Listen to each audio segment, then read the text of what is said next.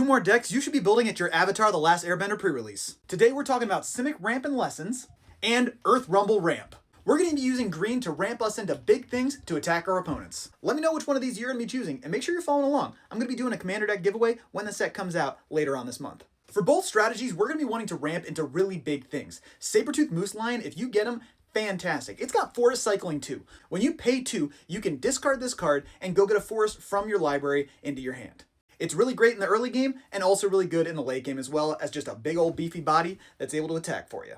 Additionally, Guru Patik is great in either one of those strategies because he's got hybrid mana right there, which allows him to be used in a red-green deck or a red-blue deck. Guru says when he enters, look at the top 5 cards of your library. You can reveal a Lesson, Saga, or Shrine card from among them and put it into your hand. Put the rest in the bottom of your library in a random order. And then whenever you cast a Lesson, Saga, or Shrine spell, you can put a +1 counter on another target creature you control.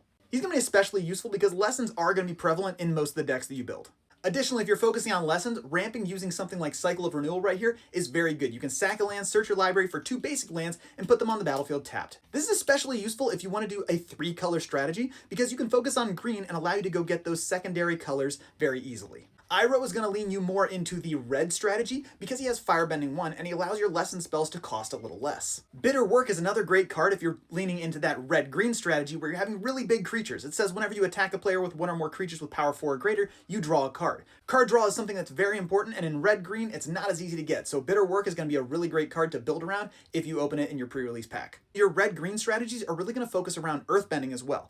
Earth Rumble allows you to Earthbend 2 and then allow a creature you control to fight another creature your opponent controls. Notably, this does not have to be the Earthbended land. Toph is also a great help when it comes to earthbending things. Her power is equal to the number of +1 counters you have on creatures. This is especially helpful because you're going to be earthbending a lot if you're doing that red-green strategy.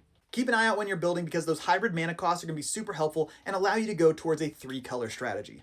I think a red-blue-green strategy would be extremely useful with both Lessons and big fat creatures. Keep an eye out for big things like Boomy, King of 3 Trials right here. He says when he enters, you choose up to X, where X is the number of Lesson cards in your graveyard. This is fantastic payoff for both Lessons and for the big fat creature spells that you're going to be casting in red-green. I hope this is helpful to you guys. Make sure you're following along and let me know if you guys are going to try out this strategy in your Avatar pre-release next weekend. Follow along for more. Cheers.